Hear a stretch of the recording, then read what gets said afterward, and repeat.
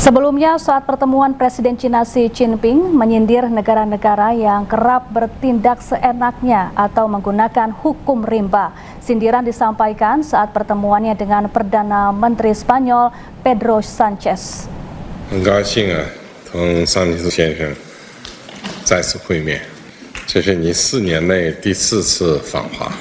当今世界乱象丛生，国际秩序礼崩乐坏，如何对待国际法和国际秩序，反映的这是一国的世界观、价值观、秩序观、责任观。中国和西班牙都是有原则、讲道义的国家。 都愿意站在历史正确的一边，我们应该加强沟通，巩固互信，紧密合作，反对世界倒退回丛林法则，共同捍卫真正的多边主义，守护全球。 Ya, Amerika Serikat akhirnya membuka blokadenya di Selat Hormuz dan perundingan tahap 2 antara Amerika Serikat dan Iran akan digelar pekan ini. Untuk membahasnya sudah bergabung bersama kami ada analis Timur Tengah dari Universitas Al-Azhar, ada Bapak Pizarro Gozari Idrus. Assalamualaikum, selamat siang Pak Pizarro, apa kabar? Waalaikumsalam warahmatullahi. Selamat siang Mbak Safa, alhamdulillah baik, semoga sehat selalu. Baik, Pak Pizarro, ini apa yang membuat atau menurut Anda mengapa Amerika Serikat tampak pelin-pelan atau maju mundur untuk membuka blokade di Selat Hormuz? Iya, memang setiap pertimbangan yang dilakukan oleh Trump itu dilakukan tanpa pertimbangan yang sangat matang ya dalam berbagai macam kebijakannya. Ini kita lihat Trump mulai melunak ya, karena sebenarnya apa yang sebenarnya terjadi ialah Amerika Serikat ini belum benar-benar siap untuk benturan dengan Cina ya. Kita mengetahui ya Cina dan juga Rusia kemarin sudah bertemu, Mbak Safa, ada dialog ya antara Rusia dan Cina yang mereka kemudian memprotes tindakan Amerika Serikat yang melakukan blokade di Selat Hormuz. Ingat, kita mengetahui bahwa lalu lintas Selat Hormuz sekarang dibuka oleh Iran itu kebanyakan dituju untuk kapal-kapal Cina.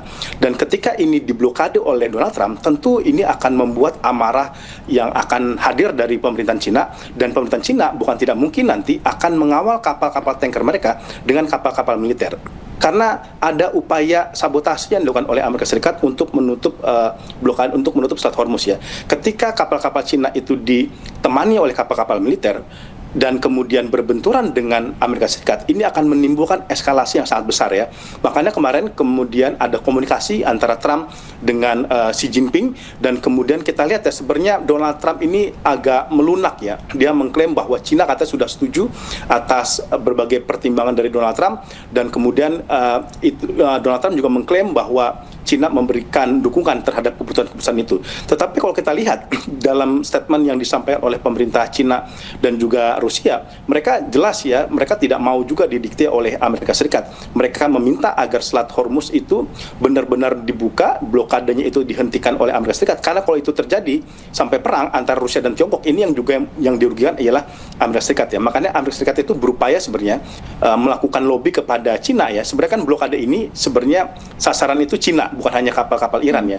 Dia berharap Amerika Serikat itu mendorong Cina untuk menekan Iran agar Iran membuka blokade Selat Hormuz dan kapal-kapal internasional itu bisa kembali melewatinya. Jadi itu sebenarnya kenapa Amerika Serikat itu berupaya mengontrol Selat Hormuz, karena dia melihat 90% kapal-kapal dari Iran itu tertuju kepada Tiongkok.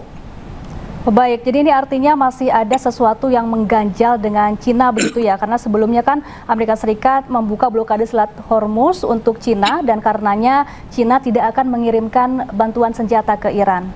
Betul, jadi memang itu, karena begini ya, Iran itu salah satu yang bisa survive ya, bisa bertahan. Memang harus diakui menurut berbagai laporan, ada suntikan militer, ada suntikan drone dan intelijen dari Tiongkok kepada Iran untuk melakoni perang yang sudah berlangsung hampir 2 bulan ini ya, Mbak Safa ya. Itu ya kemudian membuat Amerika Serikat gusar ya, karena tadinya Amerika Serikat berpikir bahwa Iran itu bisa dikendalikan dengan berbagai gempuran-gempuran yang dilakukan oleh Amerika Serikat, ternyata bisa bertahan. Itu tidak mungkin tanpa bantuan Tiongkok dan Rusia. Makanya kemudian Donald Trump itu kemudian menelepon Xi Jinping kemarin, menurut Donald Trump ya. Dan sebenarnya Mbak Safa ada beberapa hal yang ditawarkan oleh Amerika Serikat. Pertama adalah keringanan sanksi kepada Cina ya. Donald Trump memberikan angin surga lah kepada Cina. Kalau Anda berhenti mendukung Iran, kalau Anda berhenti memasok minta kepada Iran, saya akan kurangi sanksi-sanksi ekonominya. Kita mengetahui ada sanksi ekonomi, sanksi teknologi, dan sanksi-sanksi yang lainnya. Kemudian Donald Trump itu juga memastikan ya bahwa berbagai macam hubungan kerjasama ekonomi mereka itu bisa ditingkatkan, itu bisa membaik kalau memang Cina menghentikan bantuan kepada Donald Trump. Tapi tampaknya Xi Jinping tidak mengikuti apa saja kata Trump. Karena gini, Mbak Safa, kalau kemudian Trump itu kemudian mengisolasi Cina, yang rugi itu Amerika Serikat itu sendiri. Kita masih ingat ya, Amerika Serikat sampai sekarang itu masih mengandalkan pasar kerja murah yang ada di Cina. Makanya kan menarik, Apple itu walaupun brandingnya Amerika Serikat, tetapi pengolahan itu ada di Cina gitu. Jadi justru Xi Jinping melihat bahwa kalau Anda mengisolasi kami, Anda akan rugi sendiri. Itu yang tampaknya membuat Donald Trump itu gambling. Baik, sebelumnya Iran juga memperingatkan akan memblokir jalur perdagangan di Laut Merah, Laut Oman, dan juga Teluk Persia. Apakah ini juga yang sebenarnya dikhawatirkan oleh Amerika Serikat? Iya, betul. Inilah kemudian yang tidak dikalkulasi oleh Amerika Serikat dan kemudian ini baru belakangan dipikirkan oleh Trump. Kalau kemudian dia memaksakan menutup blokade kepada Selat Hormuz ya, Iran tuh nggak punya cara lain, dia punya strategi lain untuk menghadapi blokade dari Amerika Serikat.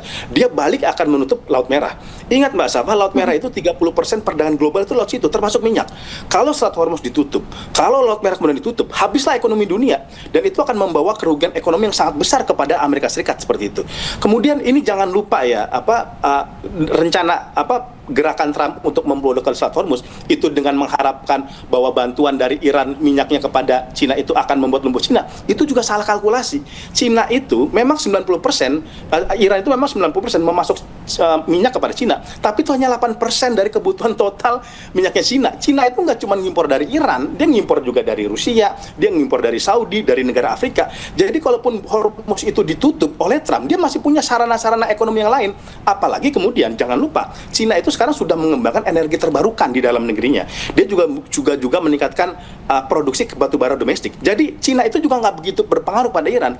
Trump ini kan salah kalkulasi. Seakan-akan ketika dia memblokade Selat Hormuz, Cina itu akan mati, akan terisolasi dan kemudian balik menekan Iran untuk tidak melakukan serangan kepada Amerika Serikat. Nah ini yang salah diprediksi oleh Donald Trump bahwa Cina itu sebenarnya relatif independen walaupun kemudian Selat Hormuz pun ditutup. Baik, dengan Amerika Serikat yang masih terus memblokade Selat Hormuz, apakah perundingan tahap 2 di Islamabad, Pakistan nanti masih akan tetap berlangsung nih Pak Bizario? Iya, memang Iran itu pasti dia akan menuntut. Kalau kita ingin negosiasi, kalau kita ingin duduk bersama, Anda keluarkan dulu ancaman-ancaman yang Anda lakukan, hentikan untuk misalkan ya, ini sekarang melakukan blokade Selat Hormuz. Itu pasti kemudian Iran meminta itu blokade itu kemudian coba diangkat terlebih dahulu lah, tidak kemudian dilakukan gitu. Karena Iran pengen di mana-mana tuh diplomasi itu nggak boleh dibawa ancaman, tidak boleh dibawa ultimatum, tidak boleh dibawa tekanan, harus sesama equal seperti itu. Walaupun mungkin Iran juga siap untuk melakukan negosiasi walaupun blokade sedang dilakukan oleh Selat Hormuz ya, karena sebenarnya dalam konteks ini Iran tuh sebenarnya tidak mencari peperangan, dia mau mencari perdamaian asal tuntutannya itu sama-sama relevan di antara mereka. Nah sekarang ini kalau kita lihat kuncinya sekarang di Pakistan Mbak Safa, itu sekarang jenderalnya Pakistan Asim Munir udah mulai tur ya ke Saudi, ke Iran dan juga Perdana Menteri Pakistan juga berkunjung ke Turki dan lain sebagainya. Ini artinya ada upaya negosiasi dalam jarak yang sangat dekat ya akan terjadi ya. Tinggal beberapa poin-poin itu nanti akan dibahas secara teknis. Makanya kan Jenderal Asim Munir nih sekarang yang ditunjuk menjadi mediatornya. Dia tuh panglima militer yang artinya kita udah bisa membayangkan ini renegosiasi perundingan gencatan senjata fase kedua akan dibahas masalah teknis pertahanan keamanan untuk memastikan gencatan senjata itu betul-betul berlangsung. Baik. Ada 2 poin yang masih jadi perdebatan para pihak di perundingan yang pertama, yakni terkait pengembangan senjata nuklir dan juga Selat Hormuz ini. Bagaimana kemudian agar kedua hal tersebut bisa mencapai titik temu di perundingan selanjutnya? Mbak Safa, kita melihat sekarang kalau kita lihat rincian dari gencatan senjata itu udah mulai jelas ya, tidak lagi kabur seperti fase yang pertama gitu ya. Karena apa? Kalau kita lihat sekarang Amerika Serikat udah mengeluarkan angka nih bahwa dia pengen Iran itu membatasi pengayaan uraniumnya sampai 20 tahun. Seperti itu dibatasi. Sedangkan Iran meminta hanya 5 tahun. Kalau dalam negosiasi biasanya nanti ada kemudian titik kompromi yang mempertemukan kedua negara Mbak Safa ya. Kemungkinan besar akan ada titik tengah di mana Iran dibatasi pengayaan uraniumnya selama 10 tahun. Jadi itu dirasa tidak memberatkan Iran, tetapi itu juga mengonfirmasi keinginan Amerika Serikat. Jadi ada titik tengahnya itu sekitar 10 tahun. Kemudian nanti di wilayah Selat Hormuz itu nanti juga ada titik komprominya. Misalkan ya, Iran kan selama ini mengontrol Selat Hormuz dan sekarang dia udah menerapkan biaya $2 juta per kapal untuk lewat gitu. Mungkin ada titik jalan tengah nanti yang disepakati, misalkan Selat Hormuz masih dikendalikan oleh Iran, masih dikuasai oleh Iran, tetapi sebagai gantinya Iran itu mencabut ya syarat concession fee itu ya, sekitar $2 juta. Tapi itu belum selesai Mbak Safa. Iran pasti meminta, kalau saya mengontrol Selat Hormuz, apa jaminan saya tidak diserang kembali? Kalau saya kemudian membatalkan $2 juta per kapal itu, apa jaminan untuk saya tidak diberikan agresif lagi oleh Amerika Serikat? Nah, titik jalan tengahnya ialah ada kapal-kapal dari Turki, Pakistan atau negara-negara yang dekat dengan Iran itu kemudian menjadi garantor, menjadi jaminan mereka patroli di situ untuk memastikan Iran itu tidak lagi diserang oleh Amerika Serikat. Saya kira itu titik jalan tengah yang akan diambil oleh kedua negara nantinya ketika negosiasi putaran kedua. Karena ketika kita lihat ya bahwa sekarang aspirasinya ialah untuk sudah membawa hal-hal yang lebih teknis, membahas hal-hal yang lebih rinci dan rigid, dan kemungkinan ini akan kemudian dibahas secara lebih rinci di negosiasi putaran kedua yang kita tidak tahu Mbak Safa apakah terjadi pekan ini atau pekan depan. Tapi yang jelas saya lihat kedua negara ini butuh diplomasi ini karena kedua negara juga jika perang berkobar itu juga menghabisi ongkos militer dan ekonomi mereka. Oke, baik Pak Pizarro dan pemirsa, kita tahan dulu sejenak. Kita simak terlebih dahulu informasi berikut ini. Negosiasi damai antara kedua negara digelar di Amerika Serikat. Namun pertemuan keduanya belum membawa hasil. Saling serang antara Israel dengan Hizbullah pun terus berlanjut.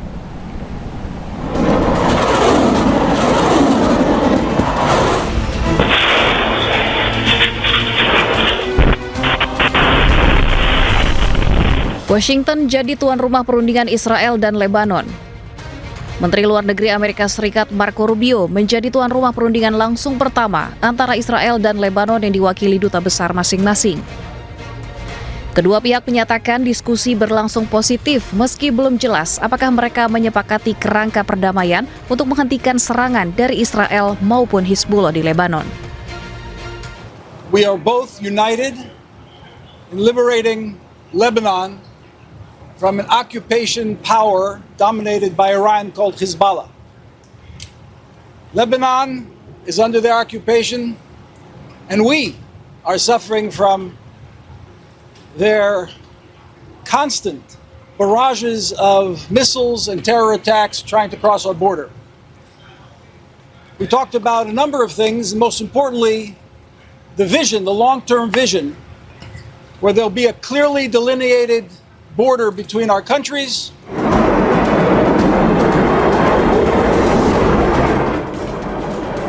Pertemuan antara pihak Israel dan Lebanon ini berlangsung pada momen krusial dalam krisis di Timur Tengah, sepekan setelah gencatan senjata antara Amerika Serikat, Israel, dan Iran.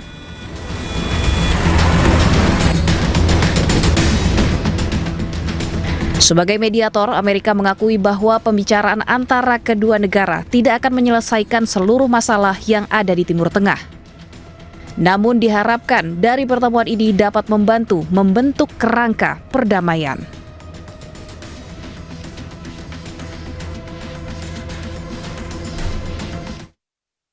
Ya pemirsa, kita kembali bergabung bersama analis Timur Tengah, Pak Pizarro Gozari Idrus. Pak Pizarro, ini Israel juga sudah bertemu dengan Lebanon untuk bernegosiasi. Tapi mengapa hingga kini Israel masih terus menggempur Lebanon? Iya, ada problem yang sangat serius ya di dalam negosiasi antara Israel dan Lebanon di Washington sekarang ya. Pertama ialah karena pihak yang melakukan pertempuran, pihak yang melakukan perlawanan dengan Israel itu tidak diajak, yaitu Hizbullah itu. Justru yang diajak di dalam negosiasi di Washington itu Lebanon, yang pemerintah Lebanon itu sebenarnya tidak mengalami friksi yang sangat tajam dengan Israel gitu. Karena yang melakukan pertempuran perlawanan itu ialah Hizbullah gitu. Tapi Hizbullah itu tidak diajak di dalam perundingan ya. Maka kita udah bisa memastikan bahwa gencatan senjata atau negosiasi antara Israel dan pemerintah Lebanon sekarang itu sangat-sangat rapuh gitu. Ini nanti akan mengulangi presiden yang sama, Mbak Safa ya. Kita lihat dulu di Palestina. Israel kemudian melakukan negosiasi dengan otoritas Palestina ditengahi oleh Amerika Serikat gitu. Padahal pihak yang bertempur itu justru di Gaza, itu Hamas yang itu bukan otoritas Palestina. Akhirnya gencatan senjata ataupun pertemuan antara otoritas Palestina dengan Israel itu berlangsung, tetapi pertempuran di jalur darat itu masih terus terjadi seperti itu. Nah, ini yang saya akan sangat susah terjadi. Apalagi ini ya persoalannya, ini kan negosiasi antara Libanon dengan Israel itu bukan kali ini pertama aja berlangsung. Tahun 80-an pernah, tahun 91 di Madrid pernah. Tapi problematikanya ialah ketika Libanon mencoba menahan diri untuk tidak melakukan perlawanan, Israel itu terus melakukan agresi di wilayah Libanon Selatan. Yang akhirnya itu membuat berbagai macam negosiasi yang dilakukan itu selalu buntu. Karena Israel juga sangat keras. Dia bukan hanya menyerang Libanon Selatan loh. Dia punya pikiran itu untuk mencaplok Libanon Selatan. Itu untuk menjajah Libanon Selatan. Persis seperti yang dia lakukan di jalur Gaza. Dulu klaimnya hanya memerangi Hamas, tapi dia punya visi ialah bagaimana betul-betul menduduki jalur Gaza. Kalau udah niatannya seperti ini, kalau sudah itikadnya kayak gini, pasti Hizbullah tidak akan pernah berdiam diri. Karena Libanon Selatan itu wilayah basisnya Hizbullah. Kekuatan mereka tuh ada di situ gitu. Sampai kemudian kepada wilayah Beirut gitu. Maka ini kan hidup matinya Hizbullah tuh Libanon Selatan. Ketika invasi dan serangan masih terus dilakukan, maka selama itu pula dia masih akan melakukan perlawanan. Dan jangan lupa Mbak Safa, konstelasi di Libanon ini tidak hanya melibatkan wilayah Libanon, ada Iran, ada Palestina. Dulu tahun 2024, Hizbullah melakukan serangan kepada Israel, itu sebagai respon Israel melakukan serangan pada jalur Gaza. Begitu juga sekarang kan, kenapa Hizbullah kembali melakukan perlawanan dengan Israel? Karena Israel melakukan serangan kepada Iran. Iran itu kan bisa dibilang induknya Hizbullah, karena Hizbullah adalah proksinya dari Iran. Maka tidak bisa meletakkan konteks negosiasi antara Libanon dengan Israel hanya melihat spektrum dari wilayah negara Libanon saja. Apalagi pihak yang diajak negosiasi itu pemerintah Libanon, bukan Hizbullahnya. Seharusnya negosiasi ini berlangsung antara Israel dan Hizbullah, dan itu sebenarnya sudah dirancang oleh Iran kan, bahwa gencatan senjata Iran dengan Amerika Serikat itu seharusnya dimasukkan juga Hizbullah. Tapi problematikanya Netanyahu melawan kesepakatan ini dan Trump itu tidak bisa berbuat apa-apa. Terakhir kan Trump malah merevisi. Tadi dia mengakui 10 proposal dari Iran untuk dibahas, tiba-tiba direvisi. Saya tidak mau Libanon dimasukkan. Nah, ini artinya ada apa? Ada Israel yang tidak bisa dikontrol oleh Amerika Serikat, dan kalau ini terus berlangsung, kita tidak akan pernah bisa melihat betul-betul perdamaian yang ada di Libanon. Baik, lalu apa yang bisa mengakhiri kebuntuan antara Israel dengan Libanon maupun dengan Hizbullah? Dan mungkinkah jika dalam waktu dekat bisa digelar pertemuan atau perundingan antara Israel dengan Hizbullah ini, Pak Pizarro? Iya, problematikanya Mbak Safa ya, Hizbullah itu sudah menolak adanya negosiasi dengan Iran karena dengan Israel, karena Israel itu berkali-kali melakukan gencatan senjata, dan Israel itu punya visi bukan perdamaian tapi meminta Hizbullah itu menyerah dan menyerahkan wilayah Libanon Selatan. Jika ini terjadi akan sangat sulit terjadi. Nah, bagaimana coba hal yang bisa menahan Israel? Simple. Salah satunya ialah bagaimana Amerika Serikat itu tidak didikte oleh Israel. Israel masih sekarang bisa melakukan peperangan, bisa melakukan kemudian genosida dan invasi. Simple saja karena masih mendapatkan bantuan miliaran dolar dari Amerika Serikat, dan itu per tahun loh. Ya, bantuan itu per tahun diberikan oleh Amerika Serikat. Selama dia masih punya senjata, selama masih diberikan dukungan kepada Washington, selama itu pula lah Israel akan terus melakukan invasi, tidak hanya ke Libanon ya Mbak Safa, kita lihat ya. Sekarang juga ke Suriah, ke wilayah Suriah ya. Kemudian juga betul Masjid Al-Aqsa itu juga dikepung oleh Israel. Kenapa? Dia selalu mendapatkan dukungan dari Amerika Serikat. Makanya saya katakan di internal Amerika Serikat itu Partai Demokrat sekarang itu kemudian mencoba sekarang mengajukan resolusi di Kongres agar Amerika Serikat itu kemudian mulai membatasi atau bahkan mensuspend dukungan militer kepada Israel, dan itu sekarang yang dilakukan oleh Italia kan. Meloni secara mendadak mengatakan kita suspend hubungan kerjasama militer kita dengan Israel karena itu yang dijadikan Israel untuk memperkuat amunisinya dan melakukan kekacauan di wilayah Timur Tengah. Baik, terima kasih Pak Pizarro Gozari Idrus, analis Timur Tengah dari Universitas Al-Azhar Indonesia, telah bergabung bersama kami di Breaking News. Selamat beraktivitas kembali dan salam sehat.